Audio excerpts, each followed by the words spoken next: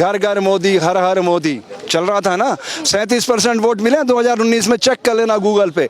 63% लोगों ने खिलाफ वोट किया है। धज्जियां उड़ा रहे हैं आप लोग कानून की। ये देश संविधान से चलता है, ये देश मंदिर मस्जिद गिरजा गुरुद्वारों से नहीं चलता। मैं गारंटी करता हूं नरेंद्र भाई हिंदुस्तान के जिस इलाके से खड़े होंगे जमानत नहीं बचेगी उनकी। आज का वो दृश्य है। अगर ईमानदारी से फेयर इलेक्शन हुए, अगर 20% का इरादा नहीं बदल सकते हम, तो विश्व के गुरु कैसे बन जाएंगे? सोचिए जरा।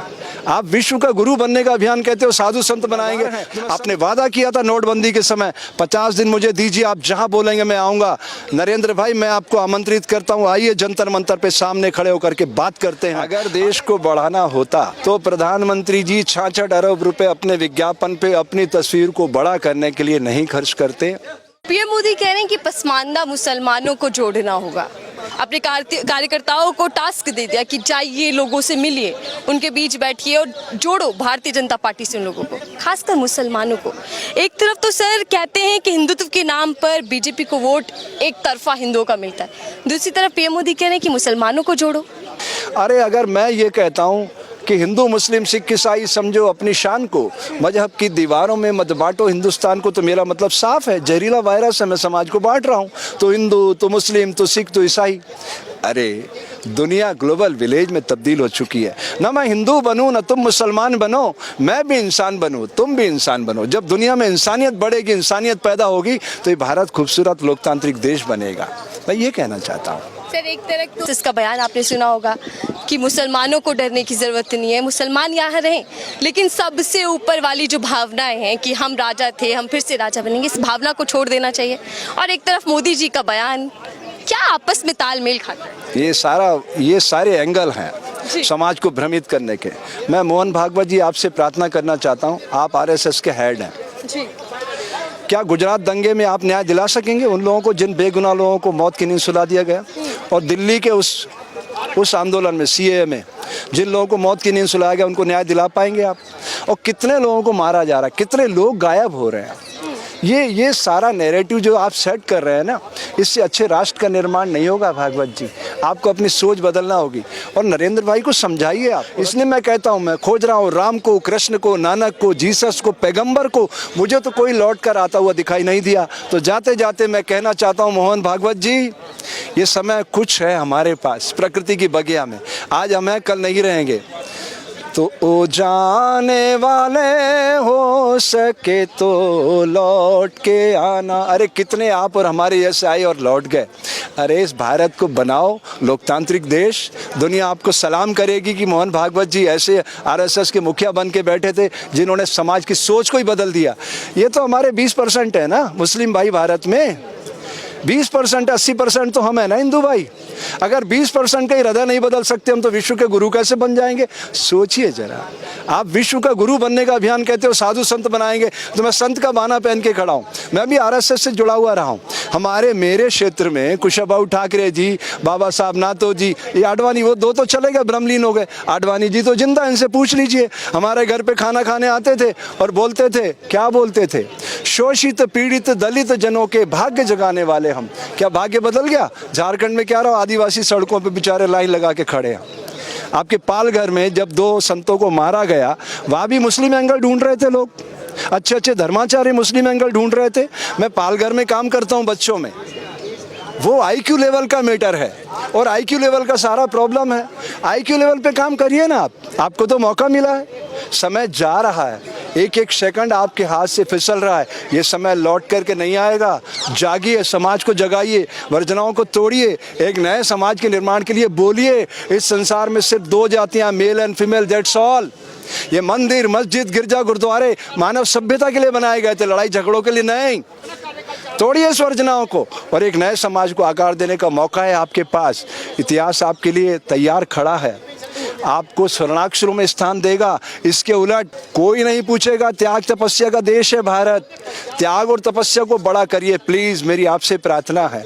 हम करें राष्ट्र आराधन तन से मन से धन से, तन मन धन जीवन से, हम करें राष्ट्र अर्चना।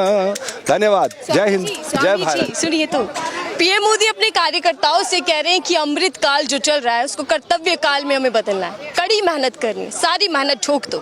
ये चुनाव जीतने के लिए सारे बयानबाजी है या वाकई इस देश को आगे बढ़ाना है? अगर देश को बढ़ाना होता तो प्रधानमंत्री जी 66 अरब रुपए अपने विज्ञापन पे अपनी तस्वीर को बड़ा करने के लिए नहीं खर्च करते, बच्चे शिक्षा की फीस घटाने के लिए आंदोलन नहीं करते, और किसान 750 किसान शहीद हुए, उनके मुंह पे दही जम गया, एक शब्द नहीं निकला। अगर वाकई आप सच्चे हितैषी हैं भारत के, तो भारत की आत्मा गांव में रहती है। मेरे देश का किसान चट्टान की अट्टालिकाओं को फोड़कर धान उपजाता है।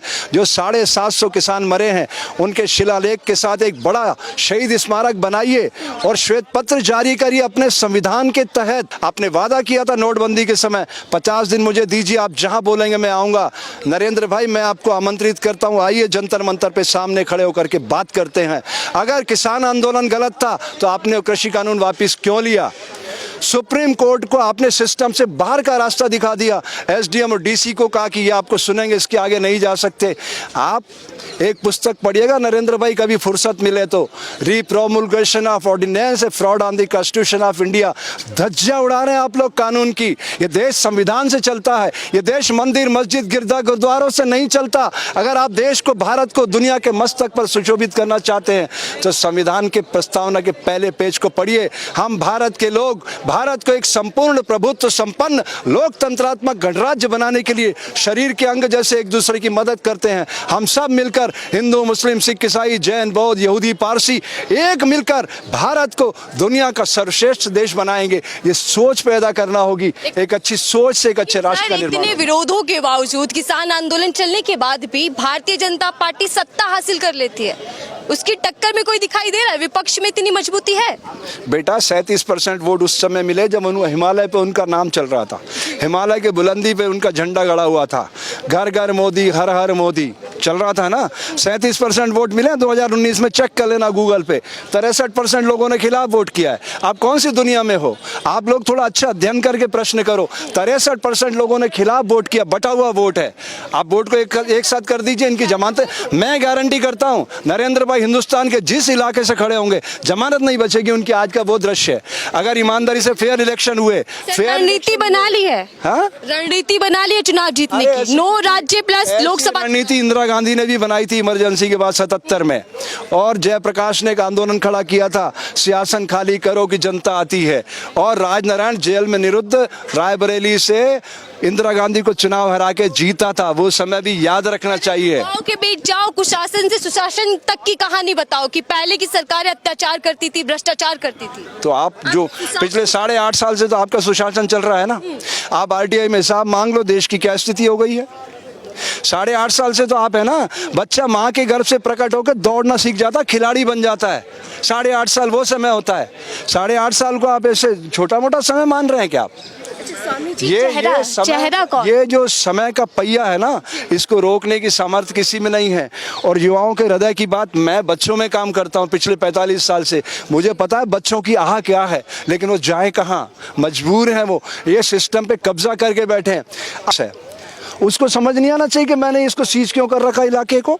ये दिल्ली पुलिस के अंडर में आता। दिल्ली पुलिस किसके अंडर में आती है? गृह मंत्री के। केंद्रीय गृह मंत्री कौन है? वो मोटा भाई अमित शाह। चला नहीं जाता उससे ऐसा। और दोनों गुजरात से आते हैं। मैंने मेरी 65 साल की वजह में पहली बार देखा गृह मंत्री और प्रधानमंत्री दोनों एक स्टेट से आ रहे हैं। सत्ता का विकेंद्रीकरण होना चाहिए। अगर आप देश को एक मानते हो, केरल से किरगिल घाटी से गुवाहाटी से चौपाटी तक सारा देश हमारा, तो सबको रिप्रेजेंट करने का मौका दो ना। आप कह रहे हैं इनके सारे IAS IPS गुजरात के डर के आएंगे और इनके हिसाब से चलेंगे।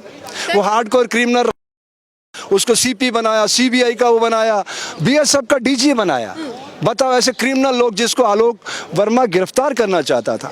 तो ये मजाक बना रहे डेमोक्रेसी का, जनता देख रही है। एक बात लिख लीजिए बेटा, ये भोली भाली जनता जिस दिन जागेगी ना, ये चाहे नरेंद्र मोदी हो, राहुल हो या कोई और हो, जो भी गलत काम कर रहे हैं, इनकी सबकी जमानतें जब्त होने वाली। लिख लीजिए। अमित शाह ने तो नारा दे दिया 400+ का, और जो कहते हैं भविष्यवाणी करते वो साबित भी हुई सारे चुनावों की। मैं तो कह रहा हूँ ये 543 जितनी चुनाव होंगे, सारी सीटों पर इनको ही वाकोर मिलेगा। लोहा आग में तप के फौलाद बनता है, सोना शीशे में जलकर शुद्धता को प्राप्त होता है, जल 100 डिग्री पर भाप बनता है। अभी ये विकृतियों को चरम पे ले जाएंगे और ये जो युवा शक्ति है ना, एक रात में दृश्य बदल देगी। लिख लीजिए। अब कोई नहीं देख रहा, इनकी टीआरपी जा रही है। आपके भाग्य को बधाई है, अच्छे प्रश्न करो बेटा। और जो मेन चीज़ें हैं जीवन के बुनियादी हक, बिजली, सड़क, पानी, चिकित्सा, शिक्षा में देश की क्या हालत है, उस पर प्रश्न करो, वो समाज के सामने ले जाओ। समाज में जागृति आएगी, लोग अपने वोट का सदुपयोग करेंगे, एक नए समाज का निर्माण होगा।